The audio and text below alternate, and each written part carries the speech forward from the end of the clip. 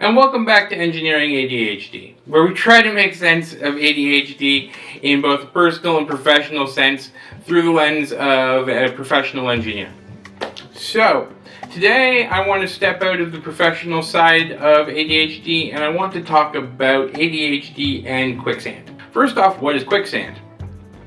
Quicksand is a concept that happens during sport and during games, where one bad decision, where one bad move or a mistake puts you into a negative headspace. You start thinking about that constantly, and then you can't get it out of your head, and when it's your next turn you make another mistake and the whole cycle snowballs. This is something that every professional athlete has to deal with, not just those of us with ADHD. It is worth noting that CHADD, C-H-A-D-D, if you haven't checked out that resource, huge resource for ADD, ADHD on the internet, great source to work with, does definitely say that sport and competition is very good for both ADHD children and ADHD adults. Especially if there's some kind of risk involved in what you're doing. I myself, I play competitive billiards, primarily 8-ball, 9-ball, and I play in a league 2 nights a week.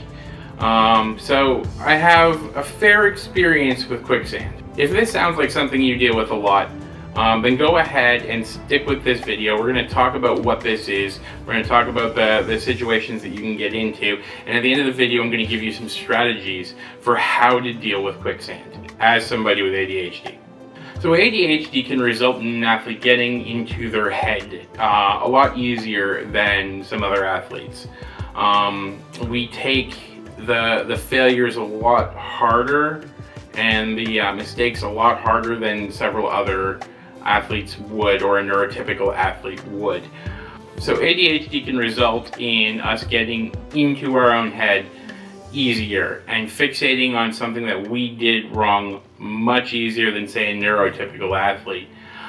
This can happen in any sport, whether it be martial arts, whether it be almost any single person type sport where a person's development is measured against them. It's not necessarily a team sport where a team's development is to play. So a mistake might not be one person's. Hockey, soccer are good examples of that, where when we get scored against, it might be the other defenseman's problem. Sure, we'll still suffer quicksand, but it's a little easier when you're in the team environment to pull out because the rest of your teammates are going to help you with that. Sports such as martial arts, billiards like I play, those types of figure skating, gymnastics, those types of sports are very self-oriented, and they are probably the best ones for ADHD because they can build self-confidence quite well. They're rapid reward in a single performer type of a situation, which works very well with the slow dopamine uptake that we have. So we know what quicksand is. We know how quicksand is going to trigger things like RSD and getting into our own head. So with that in mind, how do we deal with quicksand as somebody with ADHD? Well, there's about 5 points and 5 techniques that I have for you. The very first point is from an article that I will link down below, where they kind of gave me the heading, but I kind of went in a different direction than they did in the article, and that's to train yourself to recognize the self-defeating pattern. So, as I've talked about many times in the other videos that I have, recognizing and understanding your symptoms can greatly help you deal with those symptoms. So the first thing that you need to do is you need to start to think about the times when you wound up in quicksand. So don't do this while you're competing. Don't do this during a game or during a match. But at the end and after, I want you to sit down and I want you to think about everything that went on in that match. And I want you to identify the moment the quicksand started. And when you can identify the moment the quicksand started, you can look at what happened about a half a second before that. And you can start to see the patterns that will put you into this mindset.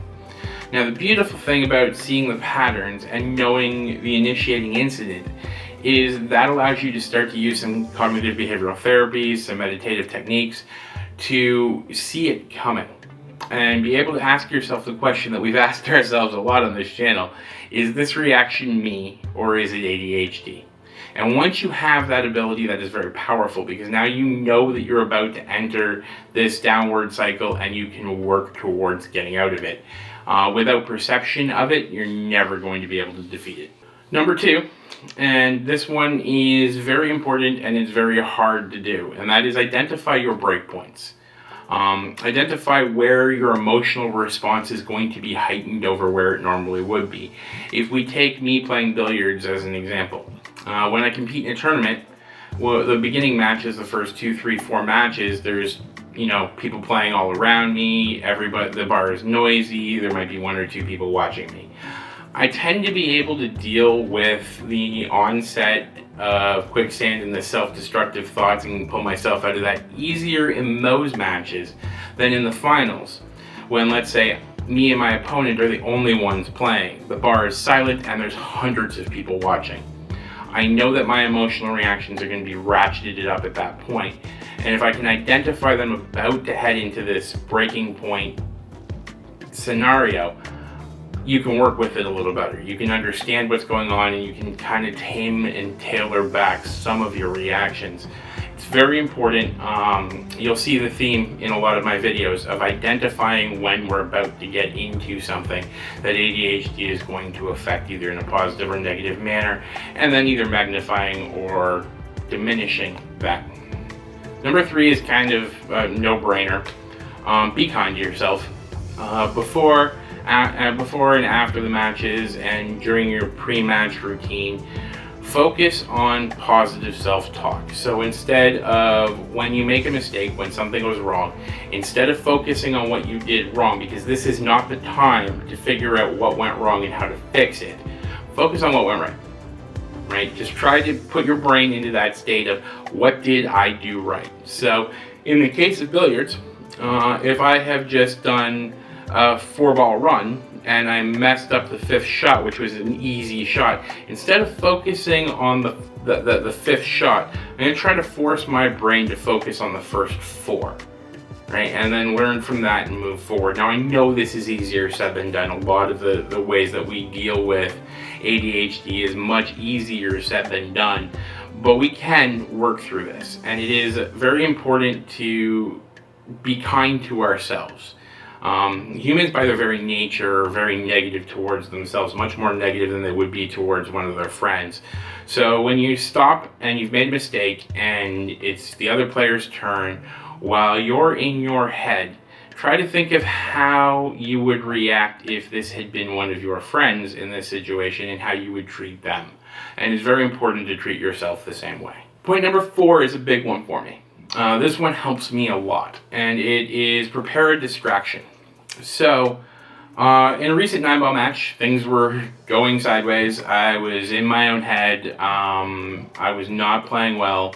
And the captain of my team recognized this, and she immediately said, "Mike, you need a hug." And that momentary break, that momentary distraction from what was going on when she gave me a hug, was enough for me to get out of that cycle.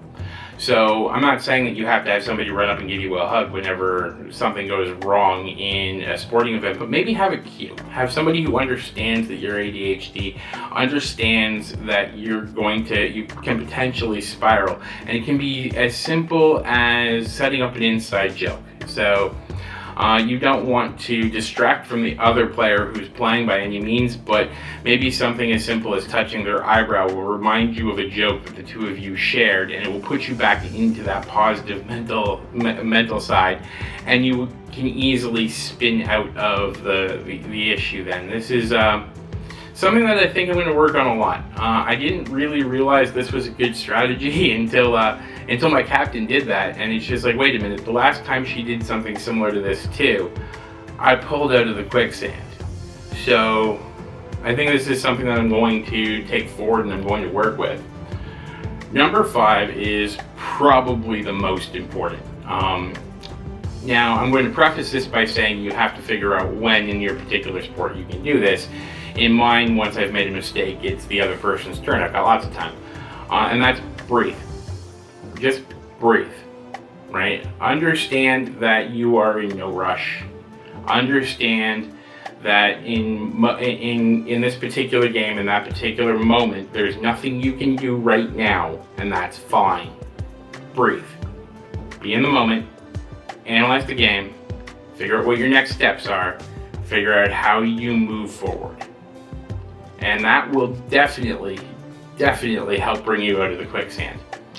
But as with everything with ADHD, the first trick is understanding what you're dealing with, understanding how the symptoms of ADHD are going to play into this particular situation, and either seeing it before it happens and dealing with it that way, or understanding why it's happening and getting yourself out of it. These are very important things to understand if you are going to compete with ADHD. And as I said, there's plenty of evidence out there that says competitive sports are extremely good for people with ADHD, but you have to manage the failure side, especially in children.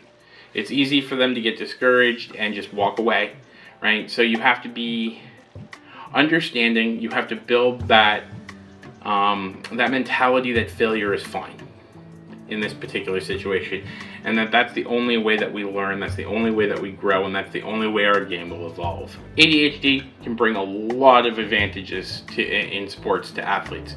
It can also bring some disadvantages. So like everything else with ADHD, we need to learn to expand and push forward with the advantages while retracting the disadvantages. And I know this can be hard for some people, and I know that this is a lot harder than I say it is. But it is something that can be done. It is something that is very beneficial. So I think it's always worth moving forward. If you are a competitor and you have techniques for dealing with things like quicksand, by all means, comments down below. I love the discussions that I have with you guys. As always, if you feel like you don't want to share publicly, but you still want to talk about this type of a thing occurring with you, by all means, at the end screen there is an email address. Email me. I'm more than happy to chat with you that way. That is absolutely awesome. I want to thank you for joining me on Engineering ADHD. I hope you learned something today. And remember, there will always be someone who doesn't see the gifts of your brain. Don't let that person be you.